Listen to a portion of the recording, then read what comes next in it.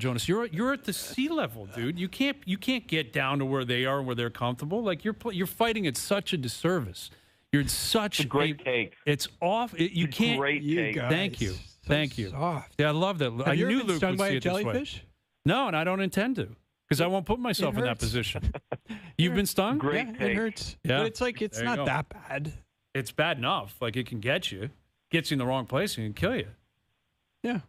Like didn't Steve great Irwin die? take. He got hit. Yeah, with but the like heart. that guy's gambling every day. That guy's Okay, like but still. that guy's like swimming with crocodiles. I It's know like, that. Okay. Another thing you won't see me do. Anyway, how's Saskatchewan, Luke? Okay, I'll be honest, Hayes. So I put a small video out there. I had gone to Saskatoon for the first time I've ever been to Saskatchewan, probably 2 months ago. And I was blown away. Again, it's not Toronto as far as the size, but like the people there were great. The parts I were in Saskatoon were like very nice, kind of a cool weekend for me. And I'm like, wow, like I've never been out here. This place is amazing. I don't know what I was thinking.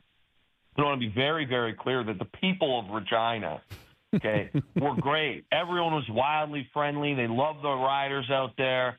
I'll be honest and say that walking downtown, I was told that Regina has cool spots outside of downtown. But the places that I was at, which was not that many places, was by far the worst city I have ever been to.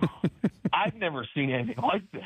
Uh-oh. I'm talking, this was beyond construction, Hayes. It looked like it was like war-torn at places. And I mean, it was uncomfortable to walk around.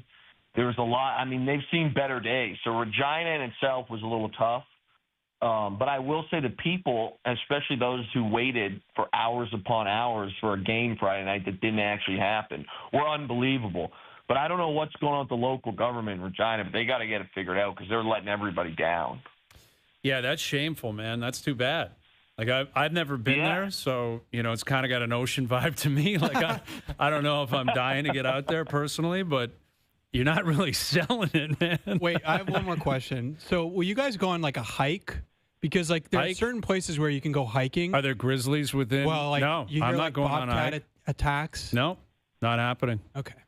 I walk down Yonge Street. I will do a hike, but that's another one where I'm just like, it's got to be kind of like specific, if that makes sense, and it's got to be at certain times where there's not like 10 million people on the trail.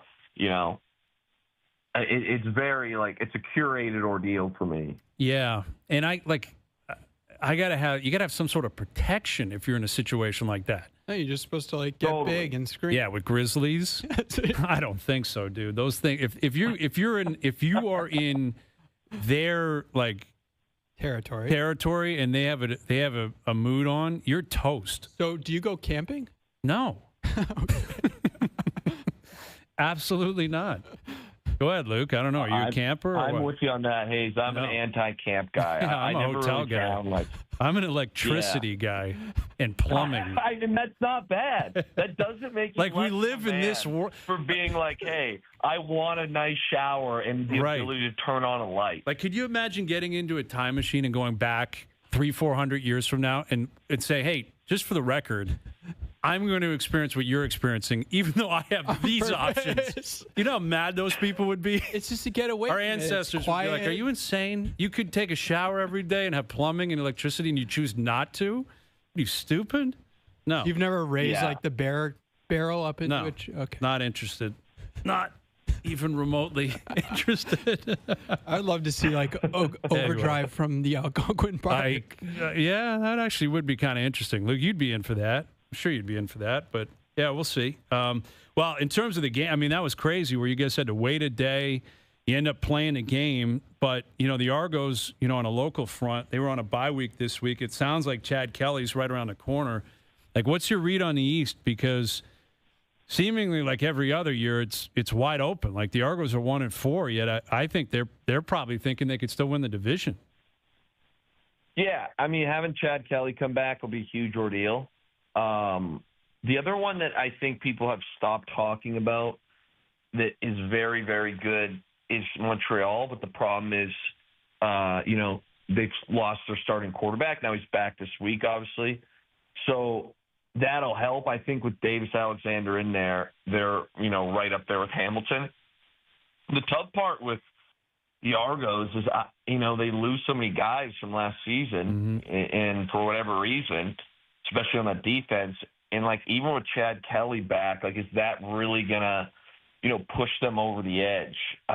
And Hamilton is right there. I think Hamilton's up there right now. If I had to pick, my top teams in the league at this exact moment, I would go, the West is pretty dominant. I would go Calgary probably 1, Winnipeg 2. Even though they laid an absolute egg, I would go number 3 was Saskatchewan, and then 4 would probably be Hamilton. 5 would be Montreal, and then it gets a little like Toronto's down there for me. Ottawa's really down there for me. They're probably sitting at 7, 8.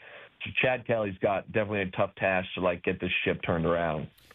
With Luke Wilson. So we were talking about this list that came out, ESPN.com. ESPN revealed their top 10 quarterbacks for the NFL season going into 2025. So they pulled execs, coaches, and scouts. I don't think anyone's surprised. Mahomes is 1, Allen's 2, Burrow 3, Lamar 4. Those are always going to be the top 4 guys. You could argue who should be. I don't think there's an argument for who should be 1 personally. I think it's clearly Mahomes. But then is it Allen? Is it Lamar? Is it Burrow? You can differentiate whichever way you see it. So those are clearly the top 4. What I found interesting, and I'm curious to get your take on this, they had Jaden Daniels at 5. Daniels at 5. Do you think, as a second-year player, he's prepared to take on that level of expectation? No, not yet. I think he's tremendous. I think the future is extremely bright. But, and this is where it gets weird, and, we asked executives and, yada, yada, yada. And I know I believe Stafford was 6. Yes, he was. And I'm I don't know many coaches right now that would take, if it was a playoff game, we're going to take Matthew Stafford or we're going to take Jaden Daniels over Matthew Stafford. I know it's a one-spot different, but it's I look at last year's playoffs, for example, and Philly pretty much rolled everybody except for Stafford and the Rams. And there's an argument when Stafford had that 2-minute drive in the snow, I might add, okay, a game that with the weather should have heavily favored the dominant run team of Philadelphia.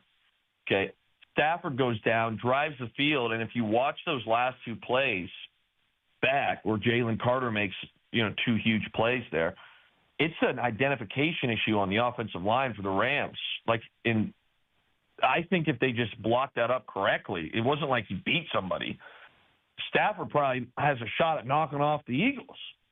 So when I see these lists, I'm kind of man, it's not taking anything away from Jaden Daniels at all. But I'm I don't know.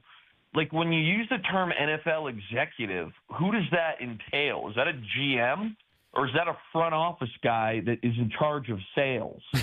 Okay, and that, yeah, that's where I get with this list where I'm another one on there that was kind of a bit surprising for me was Herbert, I believe, who came in. Was he 7 or 8? Yeah, Herbert was 7, Goff 8, Hurts 9, Baker Mayfield 10.